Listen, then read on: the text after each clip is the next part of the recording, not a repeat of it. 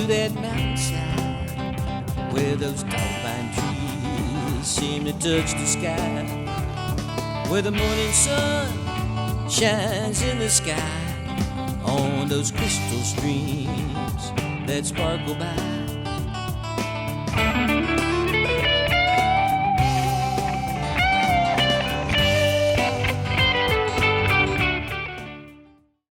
About 10 years ago, my younger brother Tim called me up on the phone one night. He said, "I found something new. It's going to change our lives." Up to that point in my life, I had never heard of the ancient Atlatl spear.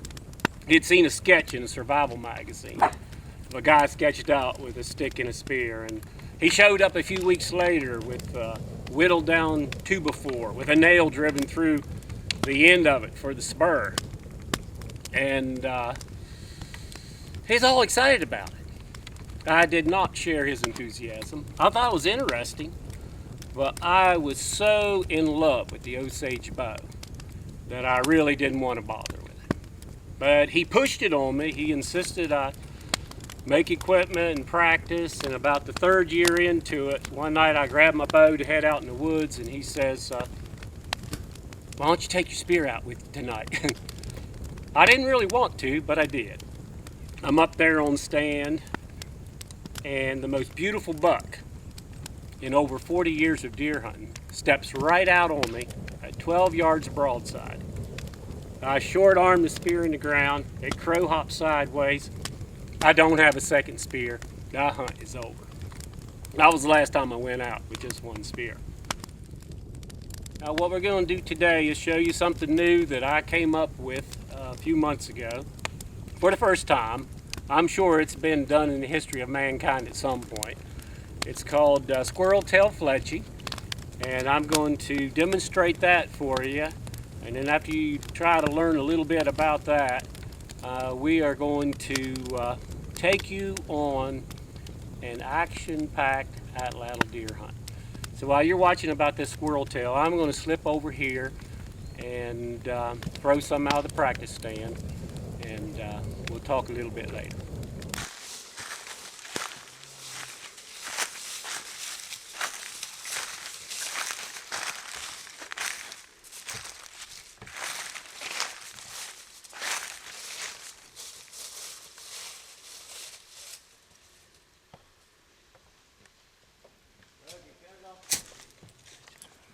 We built this little cabin down here in the woods back in the day. My brother Tim and I and a couple of boyhood friends who live out of state came and helped us build this. And you can see we've got a beautiful view right here. Got a heavy hickory door on it. Keep the bars out.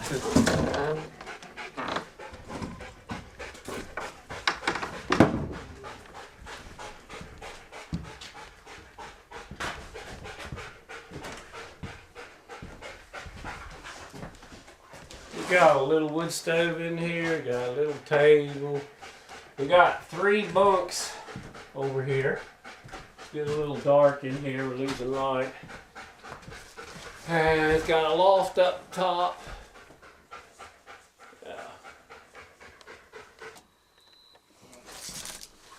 I love this spot in the woods, and I love this little cabin. We spent a lot of good times down here with friends. Sometimes too good at times, but anyway, I'm going to go ahead and use artificial sinew. And Niecy just reminded me, I almost forgot to tell you. I was filming for her on a deer hunt this morning, and so this is what's left of West Virginia coal dust. I put on my face for camouflage. I've got an Atlatl stick. I've got an Atlatl spear here, river cane. This is actually North Carolina river cane, which matches what I'm hunting with right now. And so if this works out well, I might end up taking a deer, or even, who knows, a big bear with it before the season's over. What I'm going to do different from hers is I'm going to wrap it a little bit tighter. I did take the bones out of these tails, and they're still soft, but I poked salt down in them, And I need them flexible because once they dry, they're going to be hard. So we'll put them on while they're soft, let them finish drying out there. And with that salt on them, they shouldn't stink too bad. And what I'm going to do different with hers than mine is I am going to wrap the tails a little bit tighter. I tried it with one tail, it kind of balanced it, but not quite enough. So I put 2 tails on hers and it flies really well. So just going to give it a few wraps here to make sure it stays on, and we'll wrap it tight. This ought to tighten it up really good. Yeah, that was quite a hunt Niecy and I went on this morning. I'll have to tell you about it sometime. The one I put on Niecy's spear. And then here at the end, I haven't really perfected this yet. I'm going to twist that hair a little bit, the tip of that. And I'm going to take it around like that and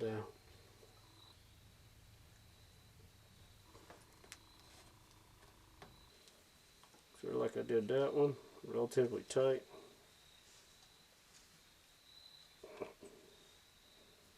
Oh yeah, that's looking good. This looks even better than Niecy's. I want another one. You want another one? Well, the first time you do something is normally far from perfection. Each time you do something, you have a tendency to get a little bit better at it, whether it's making a bow, making a spear, making an atlatl stick, making a homemade broadhead, whatever it is. The more you practice that, the better you get. But this is only the second time, and I'm feeling pretty good about it already, and I'm starting to get excited about winging this baby and seeing how she flies. What do you think? I wrapped it a little tighter than yours. I don't have yours here to compare it with. Let's go out here and take a shot. See what we got.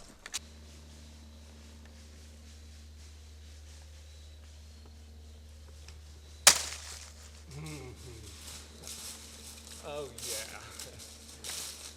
That was really close. Oh, the kill shot on the deer. That's flying really, really nice. That crazy camera of mine is standing behind a tulip tree, a poplar tree, just maybe a foot or two off to the side of this, and we just had this argument. She's like, throw it that one. I said, I'm not throwing it that one because you're right there, and I'm gonna throw it that one. She says, no, throw it this one. I'm behind this tree. Yeah, well, you're sticking out 3/4 from around that tree, and here's the direction of this, and this would have been a direction with her, so there's really not a lot of room for error there, and kids do not do this at home. This is for trained professionals, so of course I came close and hit the target, or if I hadn't have, I would have eschewed my #1 cameraman, and God knows I can't make it without her, so I'm still a little shaky from that. Don't ever make me do that again. Let's take a shot over the hill. I love this thing.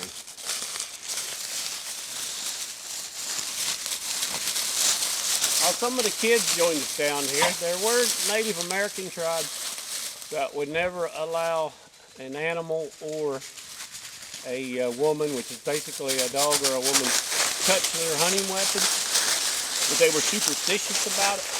I'm superstitious about it myself, but in just the opposite way. I feel like that there's good magic, especially this girl right here.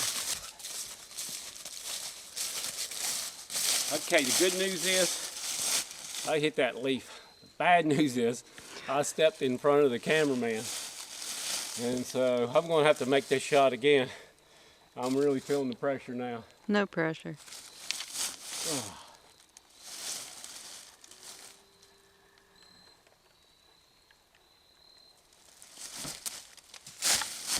Oh, please tell me you got that. I got it. Oh, a lot of magic in this thing. Oh, a lot of magic. Oh, a lot of magic. Oh, that felt good. Should we go for 3 for 3? If we're smart, we'll just quit right now. Let's just quit right now. Okay, talk me into it. Talk to you later. That felt really good.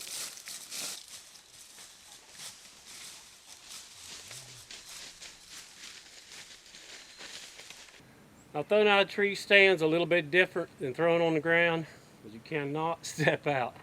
You got to keep everything in really, really tight.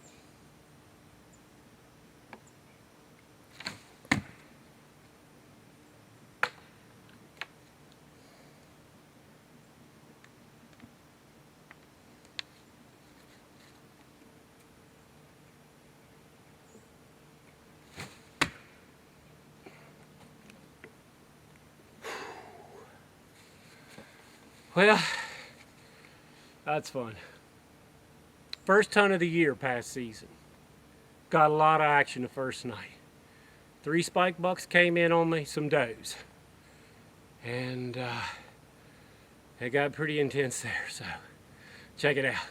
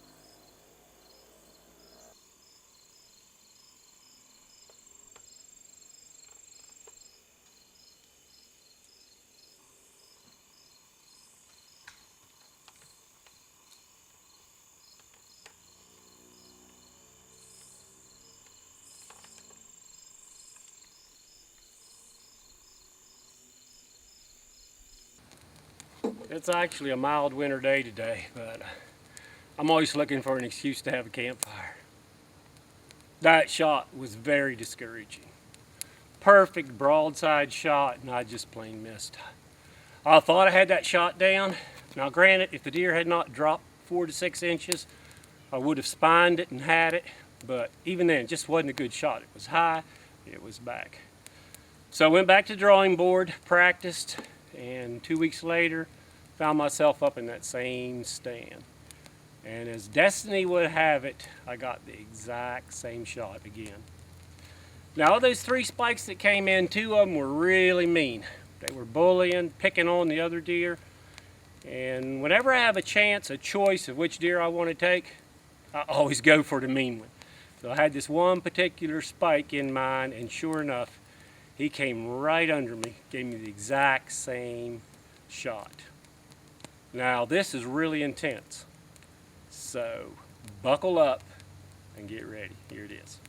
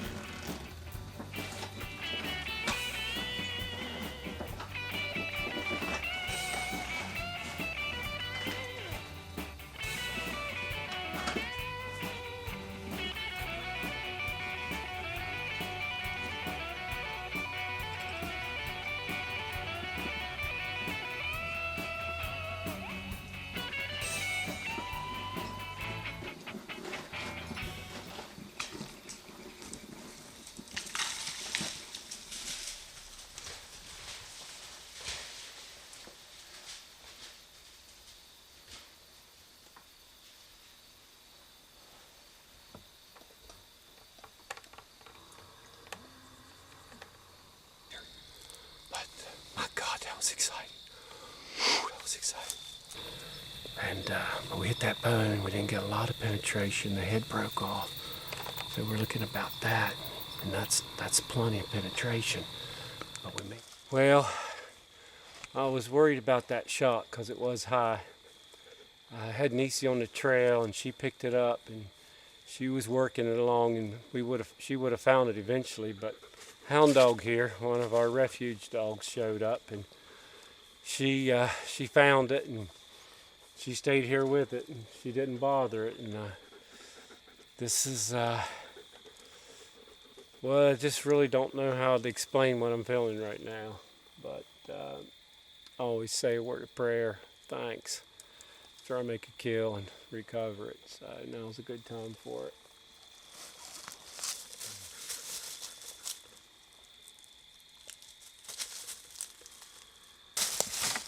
Yeah, this deer did not go far. It's stiffened up and it's bloated. The meat's still good, but I'm gonna have to breathe through my mouth when I field dress it because it's gonna smell. And actually, this is the buck I've been hunting. I saw him a couple weeks ago, and he was being really mean to a doe, and I didn't really appreciate it. And I thought, well, if I get a chance, I'm gonna take him. So I'm very happy with this spike buck. Very, very happy. Well, it didn't go far, 75 yards, but it was all uphill dragging him out. And so I got him back here at the barn. I skinned my deer as soon as I recovered him. Well, I field dress and then I get him here in the barn or wherever I am, and I take the hide off. Always age the meat. There's a formula for it. Even if the weather's really warm, I'll get the skin off right away. I'll actually put a fan on it. It'll glaze the meat over, keep the flies off.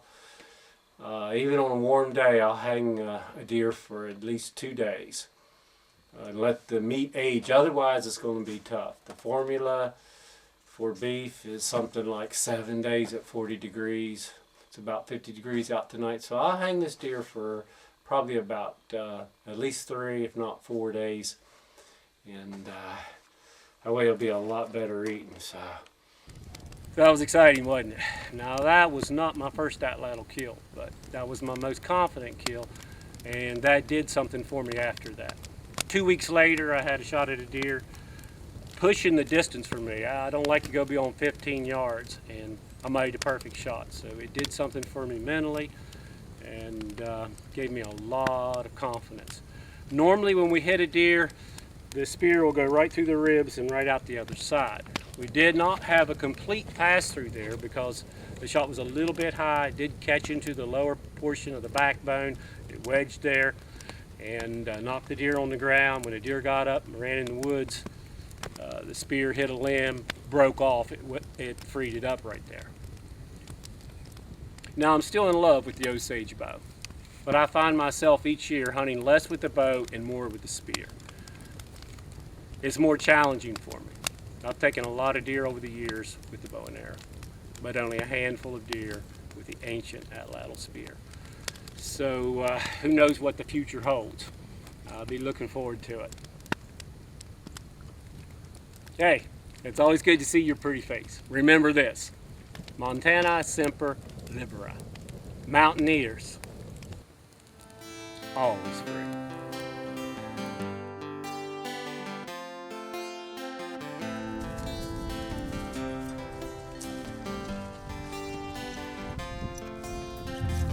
Got lost down a Myrtle Road, shot a flare up in the sky. No one came 'cause no one cared. Did you leave me there? Did you hope I'd die?